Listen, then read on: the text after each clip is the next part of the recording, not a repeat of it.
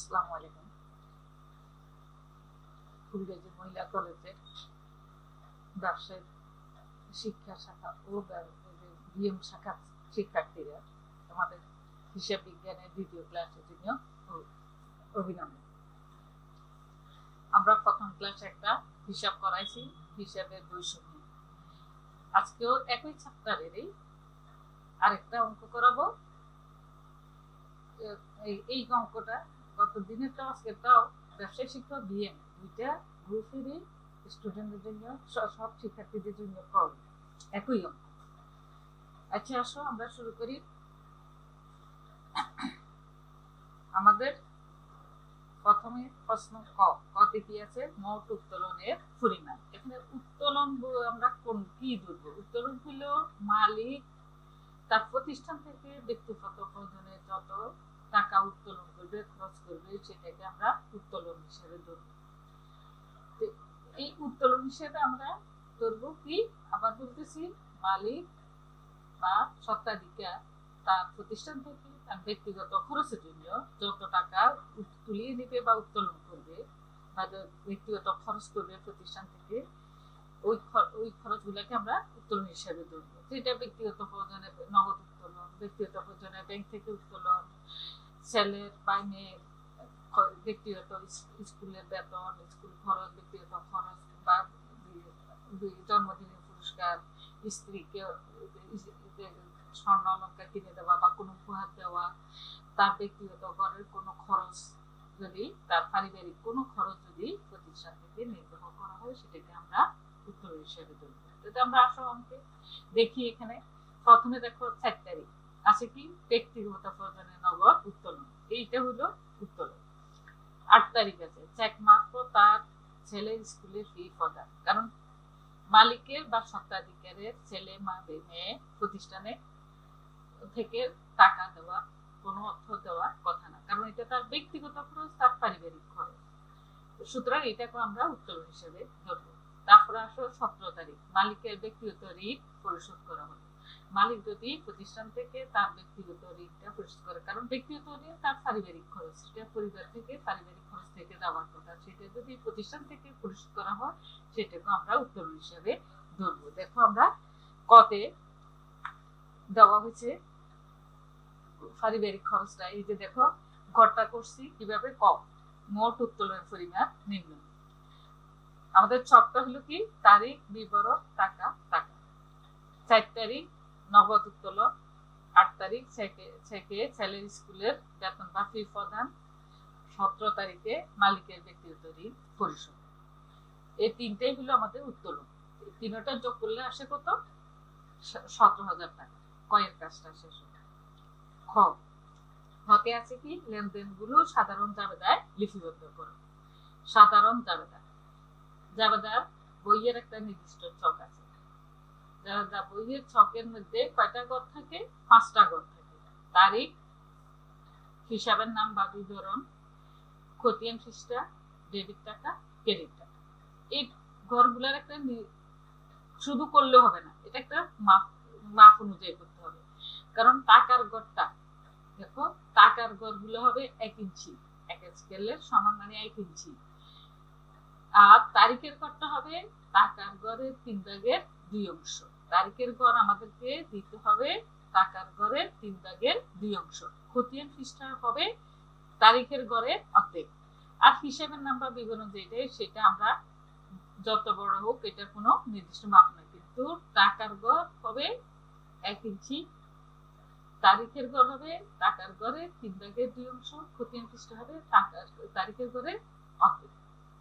এই চকটা হিসাব বিজ্ঞানের একটা কথা আছে, হিসাব বিজ্ঞান কলা ও বিজ্ঞান বই। কলা হলো শিল্প, যাদের ছকটা এমন ভাবে দিতে হবে, এটা একটা কলা, আর্ট।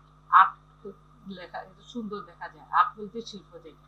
আসলে আমরা ঘরটা হয়ে গেল, আমরা চকটা এঁকে ফেললাম, আমরা সিরিয়াল বাই বলে যাই। এটা আসে জানুয়ারি 1 তারিখ। ঠিক আছে, হেডিংটা লিখতে হবে। হেডিংটা তুমি 2 লাইনেও লিখতে পারো, 3 লাইনেও লিখতে পারো। প্রথমে কোম্পানির নাম, কাজ আমরা করতেছি জনাব তামজিদ। প্রথমে জনাব তামজিদ কত সালে? 2020 সালে জানুয়ারি মাসে, পুরো জানুয়ারি মাসে হিসাবটা আসতেছে। তো এই লাইনটা না দিলেও চলে, তবে তৃতীয় লাইনটা হলো জাবেদা। এই দুইটা লাইন অবশ্যই থাকতে হবে। আসো 1 তারিখে কি আছে, নগদ 50,000 টাকা, ব্যাংক জমা 40,000 টাকা, যন্ত্রপাতি 45,000 টাকা, তার বন্ধু মুশফিকের নিকট হতে 20,000 টাকা ঋণ নিয়ে ব্যবসা আরম্ভ করে। বন্ধু মুশফিকের থেকে ঋণ নিচ্ছে, সেটা কিন্তু তার ব্যক্তিগত ঋণ নয়, এটা প্রতিষ্ঠানের ঋণ, সেটাকে আমরা ঋণ হিসেবে দেখাইতে হবে। তো নগদ আনছে 50,000 টাকা আর ঋণ আনছে 20,000 টাকা। আমরা যদি কারো কাছ থেকে হলাপ করি বা ঋণ নিই, তাহলে ঋণ নিলে টাকাটা ক্যাশ আসে, মানে নগদ আসে। সেই টাকাটা নগদের সাথে 50,000 সাথে 20,000 টাকাটা নগদের সাথে যোগ হয়ে নগদটা আমাদের ওই হলো কত, 70,000 টাকা নগদ। কিন্তু আমরা 50,000 টাকা দিলে ভুল হবে।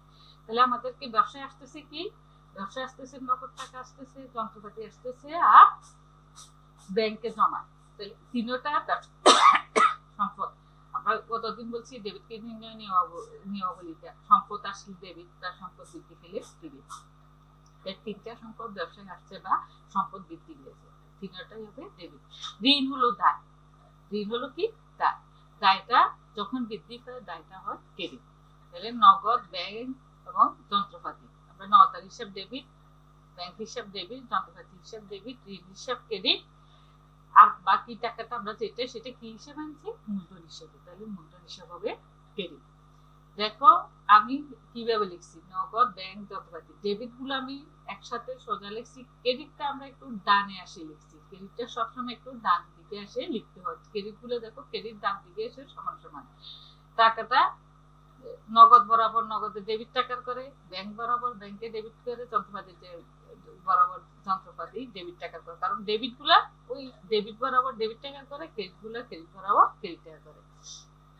জাবেদার একটা কি, ব্যাখ্যা অবশ্যই থাকতে হবে। যদি হিসেবে লেখা থাকে ব্যাখ্যার প্রয়োজন নেই, তখন আমরা ব্যাখ্যা দিব না, নাহলে কিন্তু ব্যাখ্যা আমাদেরকে দিতে হবে। যেহেতু হবে আমরা কিভাবে নগদ, ব্যাংক জমা, যন্ত্রপাতি নিয়ে ব্যবসা আরম্ভ করলে। আসো 4 তারিখ, ব্যক্তিগত প্রয়োজনে নগদ উত্তোলন। উত্তোলন করলে কি হয়, দায় কমে যায়, মানে মালিকানা সত্ত্বটা কমে যায়। তাইলে মূলধন হয় ক্রেডিট, দায় বাড়লে বা মূলধন মালিকানা সত্ত্ব বাড়লে ক্রেডিট হয়। যখন দায় বা মালিকানা সত্ত্ব কমে যায় সেটা কি হয়ে যায়, ডেবিট হয়ে যায়। তাহলে উত্তোলন ডেবিট। ব্যবসা থেকে নগদ টাকা চলে গেছে, সম্পদ চলে গেছে, নগদ টাকা হ্রাস পাইছে বা কমে গেছে, তাহলে নগদান হবে ক্রেডিট, যেহেতু নগদে উত্তোলন করা হবে। দেখো ডেবিট বরাবর ডেবিট টাকার করে 5,000 টাকা, ক্রেডিট বরাবর ক্রেডিট টাকার করে 5,000 টাকা। তারপর আছে চেক মারফত তার স্কুলের ফি প্রদান। যেটা দেখো কতে আমরা কিন্তু উত্তোলন করি, কতে যতগুলা আমরা লেনদেন দিছি সবগুলা কি উত্তোলন, তো সবগুলাকে আমরা উত্তোলন হিসেবে লিখতে হবে। আমরা কিন্তু ছেলে স্কুলের বেতন লিখলে হবে না, উত্তোলন গুলো, কারণ স্কুলের বেতন কোনো এন্ট্রি লেনদেন নয় এটা। তাহলে উত্তোলন হিসেবে আমাদেরকে ধরতে হবে ব্যক্তিগত খরচটাকে। উত্তোলন ডেবিট, টাকাটা কোথায় থেকে গেছে, নগদ থেকে না চেক মারফত গেছে, তাহলে ব্যাংক হিসাব credit. Cheque, credit card, ATM card, debit card যাই যায় সবগুলো আমরা কি হিসেবে ধরবো, ব্যাংক হিসেবে ধরবো। তাহলে উত্তোলন হিসেব ডেবিট, ব্যাংক হিসাব ক্রেডিট। ব্যাংক থেকে তখন টাকাটা চলে যায়, চেকটা চলে গেছে, তাহলে ব্যাংকে টাকার পরিমাণ হ্রাস পাইছে, সম্পদ হ্রাস পাইলে সম্পদ হবে ক্রেডিট। তারপর আসো নতুন যন্ত্রপাতি ক্রয়। তোমার ব্যবসায় একটা যন্ত্রপাতি আছে, তুমি একটা নতুন যন্ত্রপাতি ক্রয় করছো, তাহলে ব্যবসায় যন্ত্রপাতির পরিমাণ বৃদ্ধি পেয়েছে, একটার সাথে আরেকটা মেশিন আসছে, তাহলে দুইটা মেশিন হয়ে গেছে। তখন সম্পত্তি যখন বৃদ্ধি পায় তখন সম্পত্তি হবে ডেবিট। যন্ত্রপাতি ক্রয় করাতে নগদ টাকা বা ব্যাংকে টাকাটা চলে যায়, সেটা নগদ হলে নগদান ক্রেডিট কমে যায়, হ্রাস পায়, আর ব্যাংক হলে ব্যাংক ক্রেডিট। এখানে নগদ বা ব্যাংক লেখা নেই, যখন কিছু চেক বা ব্যাংকের কথা উল্লেখ না থাকে সেটাকে আমরা নগদ হিসেবে ধরবো। যন্ত্রপাতি হলো সম্পদ, ক্রয় করলো, এটা কিন্তু ক্রয় নয়। ক্রয় যেটা আমরা পণ্য ক্রয় মাল ক্রয়, সেটা মুনাফা জাতীয় খরচ, সেটাকে আমরা ক্রয় হিসেবে ধরবো। কিন্তু সম্পত্তি ক্রয়টাকে আমরা সম্পত্তির নাম হিসেবে দেখাইতে হবে। যন্ত্রপাতি হিসাব ডেবিট, নগদান হিসাব ক্রেডিট। এটাকে আমরা কিন্তু ক্রয় ডেবিট, নগদান ক্রেডিট যদি লেখো ভুল হয়ে যাবে। তারপরে আসো 17 তারিখ, মালিকের ব্যক্তিগত ঋণ পরিশোধ। মালিকের ব্যক্তিগত ঋণ, মালিকের বা স্বত্বাধিকারের কোনো ব্যক্তিগত খরচটা আমরা কি হিসেবে কত ধরছি, উত্তোলন হিসেবে। সুতরাং এটা উত্তোলন হিসেবে ধরতে হবে। টাকাটা কোথা থেকে গেছে, এটা যখন কিছুই উল্লেখ নেই সেটা নগদ থেকে চলে গেছে। উত্তোলন হিসাব ডেবিট, নগদান হিসাব ক্রেডিট। এটা যেহেতু ব্যক্তিগত ঋণ পরিশোধ আমরা ব্যাখ্যাটা দিয়ে দিই। তারপর আসে 25 তারিখ চেক মারফত মেশিন সংস্থাপন ব্যয়। মেশিন সংস্থাপন ব্যয়, মেশিনের যত মেশিন সংস্থাপন ব্যয় যত খরচ হবে সেটা আমরা কি হিসাবে ধরবো? যন্ত্রপাতি হিসেবে। মানে এক নতুন মেশিন বসানোর খরচ, যন্ত্রপাতি বা মেশিন আনার খরচ, পরিবহন খরচ, আমদানি খরচ, আমদানি শুল্ক যা আসে নতুন মেশিন ক্রয়ের সব খরচটাকে আমরা কি হিসেবে ধরবো? ওই সম্পত্তি হিসেবে দেখাবো, যে সম্পত্তির সাথে সংযুক্ত হবে। এখানে সম্পত্তিটা হলো যন্ত্রপাতি, যন্ত্রপাতি হিসাব দেবে। সেটা কোথা থেকে গেছে? মেশিন সংস্থাপন ব্যয় কিভাবে শোধ করা হয়েছে? চেকে। চেকে হলে আমরা চেকটা হলো কি ব্যাংক, চেকের যখন পরিশোধ করছে, খরচ করছে, তাহলে ব্যাংকের টাকাটা হ্রাস পাইছে, সুতরাং ব্যাংক হিসাব হবে কেটে, যন্ত্রপাতি ডেবিট, ব্যাংক হিসাব কেটে। এগুলো আমাদের ক্ষয়ের কাজটা। ক্ষয়ের কাজটা শেষ হলো। গত এসেছে কি লেনদেন গুলো হতে নগদান হিসাব ও যন্ত্রপাতি হিসাব প্রস্তুত করে। দেখো এখানে দুইটা হিসাব চাইছে, একটা নগদান হিসাব আর যন্ত্রপাতি হিসাব। সেটা আমরা কোথায় পাবো?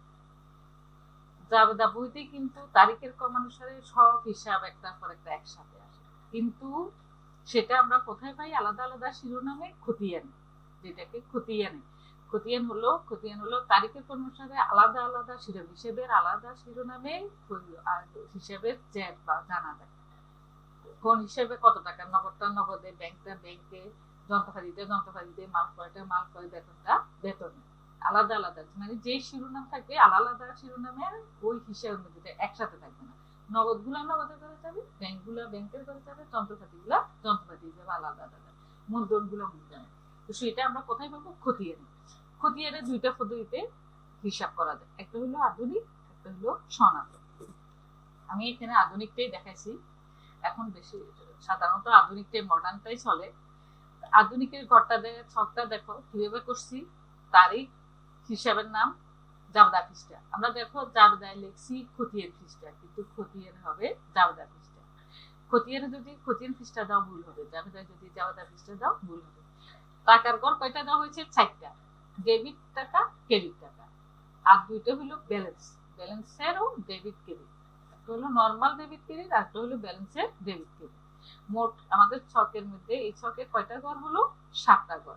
তারিখ, হিসাবের নাম, জাবেদা পৃষ্ঠা, ডেবিট টাকা, ক্রেডিট টাকা, ব্যালেন্সের ডেবিট টাকা, ক্রেডিট টাকা, মোট 7টা ঘর। হেডিংতে নগদ দান হিসাব আলাদা, যন্ত্রপাতি হিসাব একই ঘর, দেখো আলাদা আলাদা। তবে কর্নারে হিসাব কোড নাম, যেটা আন্তর্জাতিক মানে একটা কোড থাকে, সেটা অবশ্য এখানে নাই, সেটা অনার্সে আছে কোড নাম্বার গুলা, তো ইন্টারে দেওয়ার কোনো দরকার নেই। তারিখের ঘরে শুরু করব, প্রথমে সালটাই আসে। আমাদের নগদান হিসেবে নগদ যতগুলা লেনদেন আছে সব নগদ লেনদেন গুলো দেখো। নগদ লেনদেন আমরা জাবেদাটা দেখলেই পাবো। নগদ প্রথমে 1 তারিখ আছে, নগদান হিসাব ডেবিট। কত টাকা? 70,000। এই 70,000 মধ্যে কি কি টাকা আছে? মূলধন আছে আর ঋণ আছে। মানে ঋণ আছে 20,000, 20,000 বাদ দিলে আর 50,000। সেই 50,000 টাকা কি হিসেবে আসবে? এইটি কি আছে? ঋণ আর মূলধন। 20,000 ঋণ, বাকিটা আমরা মূলধন হিসেবে দেখাবো। তাহলে নগদান হিসেবে 1 তারিখে কয়টা আসতেছে? 2টা। একটা হলো মূলধন হিসাব কত টাকা? 50,000। ঋণ হিসাব কত টাকা? 20,000। নগদান হিসাব দেখো, জাবেদার মধ্যে নগদান হিসাব আছে কি? ডেবিট। ক্ষতি এই আমরা কিন্তু যখন যে হিসাব করব ওই হিসাবে না লিখবো না। নগদের বিপরীতে নগদান হিসাব ডেবিট, ডেবিটের বিপরীতে ক্রেডিট। ক্রেডিটে কি আছে? ঋণ আর মূলধন। দেখো ঋণ হিসাব আর মূলধন হিসাব লেখা হয়েছে। আমরা যে হিসাব করব ওই হিসাবের নাম না লিখে তার বিপরীতে যে হিসাবটা করব সেটা যদি ডেবিট থাকে, ক্রেডিটে যে হিসাবটা আছে ওই হিসাবগুলো লিখব। ক্রেডিটে আছে মূলধন আর ঋণ। ঋণ 20,000, মূলধন 50,000। তো নগদান হিসাব হলো ডেবিট, এই জন্য আমরা লিখবো ডেবিট টাকা করে। লিখবো কোথায়? ডেবিট টাকা। মূলধন 50,000 ডেবিট টাকা করে, ডেবিট টাকা করে যখন আছে ব্যালেন্সও ডেবিটের করে। ঋণ হিসাব 20,000 ডেবিট টাকার করে, আগে ডেবিট টাকার করে আছে 50,000, নতুন করে আসছে আরো 20,000। তাহলে মোট কত হলো? 70,000। দেখো ডেবিট ব্যালেন্স করে আমরা কত লিখছি? 70,000। কত আমরা উপরে দেখো জাবেদার মধ্যে নগদান হিসাব বরাবর 70,000 লিখছি। তারপরে আসো আবার কত তারিখে আছে? আবার আছে নগদান হিসাব আছে 4 তারিখ। 4 তারিখের কি আছে উত্তোলন হিসাব আর নগদান হিসাব। এখানে 1 তারিখে নগদান আছে ডেবিটে, কিন্তু 4 তারিখে নগদান আছে ক্রেডিটে। তাহলে ডেবিটে কি আছে? যখন ক্রেডিট থাকে আমরা দেখবো কি ডেবিট। ডেবিটে কি আছে? উত্তোলন। ডেবিটে আছে উত্তোলন হিসাব। আমরা লিখবো উত্তোলন হিসাব, কিন্তু টাকাটা কোথায় দেব? নগদ বরাবর আছে ক্রেডিট টাকার করে, এই জন্য ক্রেডিট টাকার করে। উত্তোলন আছে কত টাকা? 5,000 টাকা। নগদ বরাবর যখন ক্রেডিট, নগদ যখন ক্রেডিট, ওই ক্রেডিট টাকা করে দেব। তাহলে 70,000 ব্যালেন্সের করে 70,000, তার উপরের লাইনে ব্যালেন্সের করে আছে 70,000 কোথায়? ডেবিটে। আমাদের যেমন প্লাস প্লাস প্লাস হয়, মাইনাসে মাইনাসে প্লাস হয়, কিন্তু প্লাস মাইনাস হলে যে কি মাইনাস বিয়োগ। তদ্রুপ এখানে যদি ডেবিট ডেবিট হয় যোগ, ক্রেডিট ক্রেডিট হয় যোগ, কিন্তু ডেবিট আর ক্রেডিট যখন হয়ে যাবে, একটা ডেবিট আর ব্যালেন্সের করে যদি ক্রেডিট হয় তখন হবে বিয়োগ। তাহলে 70,000 থেকে আমরা 5,000 কি করবো? বিয়োগ করবো। বিয়োগ করলে কত থাকে? 65,000। আমরা ব্যালেন্সের করে কত দিছি? 65,000। তারপরে আসো কত তারিখ আছে? 12 তারিখ। আবার নগদ আছে কত তারিখে? 12 তারিখে। যন্ত্রপাতি কর 8 তারিখেটা আমরা আনি নাই। কেন আনি নাই? 8 তারিখে হলো চেকে, সেটা হলো ব্যাংক, সেখানে কিন্তু নগদ নাই। 8 তারিখে জাবেদার মধ্যে দেখো, আমরা যখন জাবেদাগুলো দেখবো তখন ওখানে যতগুলোতে নগদ আছে সবগুলো আসবে। 8 তারিখে আছে উত্তোলন ডেবিট, ব্যাংক ক্রেডিট, এখানে কোনো নগদ নাই, সুতরাং এই হিসাবটা আসবে না। আবার নগদ আছে 12 তারিখ, যন্ত্রপাতি যন্ত্রপাতি হিসাব ডেবিট, নগদান হিসাব ক্রেডিট। দেখো নগদান ক্রেডিট, তার বিপরীতে ডেবিটে আছে যন্ত্রপাতি হিসাব, আমরা লিখছি যন্ত্রপাতি হিসাব। নগদ হলো ক্রেডিট, এই জন্য ক্রেডিট টাকা করে দিব। এই জন্য কোথায় দিব? ক্রেডিট টাকার করে। কত টাকা? 25,000 টাকা। কিন্তু ব্যালেন্সের করে তার উপরের লাইনে কত আছে? 65,000 ডেবিট টাকা করে। ডেবিট আর ক্রেডিট কি হয়? বিয়োগ হয়। ডেবিট ক্রেডিট বিয়োগ করলে আমাদের দেখো 65,000 থেকে 25,000 যখন বিয়োগ করবো তখন আসে কত? 40,000। তাহলে আমাদের ব্যালেন্সের করে টাকা থাকবে কত? 40,000। আবার নগদ আছে কোথায়? 17 তারিখে মালিকের ব্যক্তিগত ঋণ পরিশোধ। তাহলে ওখানে উত্তোলন হিসাব ডেবিট, নগদান হিসাব ক্রেডিট। তাহলে নগদের বিপরীতে আছে কি? উত্তোলন হিসাব। আমরা উত্তোলন হিসাব লিখছি। নগদান হিসাবটা কোথায় আছে? ক্রেডিটে, এই জন্য ক্রেডিট টাকার করে কত টাকা? 10,000। তাহলে ব্যালেন্সের করে আছে তার উপরের লাইনে ব্যালেন্সের করে আছে 40,000 ডেবিট টাকা করে। টাকা হলো ক্রেডিট টাকা করে। ডেবিট ক্রেডিট কি হবে? বিয়োগ হবে। বিয়োগ হলে কত হয়? 40,000 থেকে যখন আমরা 10,000 বাদ দিয়ে পরে থাকে 30,000। তাহলে আমাদের নগদ হিসাবে আমরা পেয়ে গেছি নগদান হিসাবের ব্যালেন্সটা, যে একটা হলো 30,000। এটা হলো নগদান হিসাব। তারপর আসো যন্ত্রপাতি হিসাব বের করতে বলছে, এটা আলাদা। আবার যন্ত্রপাতি হিসাব ঘরটা আমরা যেভাবে খুশি পরে কর্নারে কিন্তু হিসাব পূর্ণটা লিখতে হয়। একই ছকে তারিখ হিসাবের নাম, জাবেদা পৃষ্ঠায় ডেবিট টাকা, ক্রেডিট টাকা, ব্যালেন্স টাকাতেও দুইটা ডেবিট ক্রেডিট। যন্ত্রপাতি আমরা কত তারিখে পাই? 1 তারিখে দেখো লেখা আছে যন্ত্রপাতি বাবদ মূল্য আনয়ন করা হলো। জাবেদার মধ্যে নগদান হিসাব ডেবিট, ব্যাংক হিসাব ডেবিট, যন্ত্রপাতি হিসাব ডেবিট। তাহলে যন্ত্রপাতি হিসাব আছে। যন্ত্রপাতি হিসাব হলো ডেবিট, তার বিপরীতে কি আছে? ঋণ আর মূলধন। কিন্তু যন্ত্রপাতি টাকাটা ঋণে আনে নাই সেটা, তাহলে পুরোটাই মূলধন। তো তখন আমরা ওখানে লিখবো কি? মূলধন হিসাব 1 তারিখে, কারণ যে হিসাব পুরো তার বিপরীত হিসাব। তাহলে যন্ত্রপাতি ডেবিট আছে, ক্রেডিটে কি লেখা আছে? মূলধন হিসাব। তাহলে আমরা মূলধন হিসাবটা লিখবো যন্ত্রপাতি হিসাব ডেবিট কত টাকা? 45,000 টাকা ডেবিট টাকা লিখবো। মূলধন হিসাব যন্ত্রপাতি হিসাবে ডেবিট, ডেবিট আছে এই জন্য ডেবিট টাকা ব্যালেন্সের করো ডেবিট। আবার যন্ত্রপাতি কোথায় আছে? 12 তারিখে নতুন যন্ত্রপাতি, ওখানে কি লেখা আছে? যন্ত্রপাতি হিসাব ডেবিট, নগদান হিসাব ক্রেডিট। তাহলে যন্ত্রপাতি এখানেও ডেবিট, তার বিপরীতে আছে কি? নগদান হিসাব। আমরা 12 তারিখ লিখবো নগদান হিসাব। 12 তারিখ কি লিখবো? নগদান হিসাব। কত টাকা? 25,000 টাকা। কিন্তু যন্ত্রপাতি হিসাব ডেবিট, এই জন্য ডেবিট টাকা 25,000। তাহলে উপরের লাইনে আমাদের ব্যালেন্সের করে আছে 45,000। তাহলে 45,000 ডেবিট, এখানেও ডেবিট, ডেবিটে ডেবিটে যোগ, ডেবিটে ডেবিটে যোগ। 45,000 আর 25,000 যোগ করলে আসে কত? 70,000। আমরা ব্যালেন্সে করে দ্বিতীয় লাইনে ব্যালেন্সে করে লিখবো 70,000। আবার যন্ত্রপাতি আছে কোথায়? 25 তারিখ। 25 তারিখ দেখো নগদে দিনে, কারণ ওখানে যন্ত্রপাতি হিসাব ডেবিট, ব্যাংক ক্রেডিট, ওখানে নগদ ছিল না, ওখানে আছে শুধু যন্ত্রপাতি, তাহলে আমরা যন্ত্রপাতি হিসাবে জানি। যন্ত্রপাতি বিপরীতে কি লেখা আছে? ব্যাংক হিসাব। কত টাকা? 5,000 টাকা। ব্যাংক হিসাব 5,000, কিন্তু যন্ত্রপাতি হিসাব ডেবিট, এই জন্য ডেবিট টাকার করে 5,000। 70,000 সাথে 5,000 ডেবিটে ডেবিটে যোগ, যোগ করলে কত আসে? 65,000। তাইলে আমাদের যন্ত্রপাতি হিসেবে ব্যালেন্স হয়ে গেল কত? 65,000 টাকা। জাবেদার মধ্যে আমরা যেহেতু লিখছি ব্যাখ্যাটা দিচ্ছি, কিন্তু খতিয়ানে ব্যাখ্যা থাকে না। খতিয়ানের সংজ্ঞাটাই হলো সংক্ষিপ্ত আকারে তারিখের ক্রমানুসারে আলাদা আলাদা শিরোনামে যে যে হিসাবে যে ছকের মাধ্যমে নির্দিষ্ট ছকের মধ্যে যে আলাদা আলাদা সীমানা তৈরি করা হয় সেটাই হলো খতিয়ান। খতিয়ান হলো লেজার, যেটাকে তাক বলে। আমরা একটা যখন শোকেজের তাক আমরা যেরকম সাজাই রেখি আলাদা আলাদা প্লেট গ্লাস এইভাবে, এই হিসাবটা ওইভাবে তাই লেজারের লেজ শব্দ থেকে লেজার শব্দ হতো, এই লেজার থেকে হলো খতিয়ান। এই খতিয়ান হলো আলাদা আলাদা, নগদটা নগদে, যন্ত্রপাতিটা যন্ত্রপাতি, ব্যাংকটা ব্যাংকের, মানে আর মূলধনটা মূলধনের আলাদা আলাদা। এখানে কোনো ব্যাখ্যা দেওয়া হয় না। এটা হলো খতিয়ান। তাইলে আমাদের দেখো এর মধ্যে হিসাবের বৈষম্যের মধ্যে গত অঙ্কে আমরা করছি কি, গত অঙ্কে করছি এই আমরা হিসাবের মূলধনের পরিমাণ, এটা কতে থাকে মূলধনের পরিমাণ, উত্তোলনের পরিমাণ বা কত প্রান্তিক জাবেদা এরকম থাকে। তারপর আসছে ডেবিট ক্রেডিট হিসাবে, ডেবিট ক্রেডিট নিম্ন, ডেবিট ক্রেডিট নিম্ন মানে কোনটা ডেবিট ক্রেডিট হিসাবে শ্রেণী বিভাগের মধ্যে আমরা পাবো। এখানে আরেকটা আছে জাবেদা, যেটা জাবেদার মধ্যে আজকে জাবেদাটা করলাম, তারপরে আরেকটা হচ্ছে এখানে আরেকটা অংশ আছে খতিয়ান, খতিয়ান অংশটাও করছি হিসাবের বই। কারণ এই চ্যাপ্টার থেকে আমাদের দুইটা অঙ্ক তো থাকবে, তিনটা থাকে, আরো আছে নবদান বই। আগামী দিন আমরা নবদান বই হিসাব সমীকরণ, নবদান বই আছে হিসাব সমীকরণ, সেগুলো করাবো। তোমরা বাড়িতে হিসাব সমীকরণটা পড়ে ফেলে একটু দেখো, আগামী দিন হিসাব সমীকরণটা করাবো আর নবদান বইটা করাবো। এরপরে এই আর দুইটা ক্লাস নিলে এই চ্যাপ্টারটা আমাদের মোটামুটি শেষ হবে। ঠিক আছে, আল্লাহ হাফেজ সবাইকে।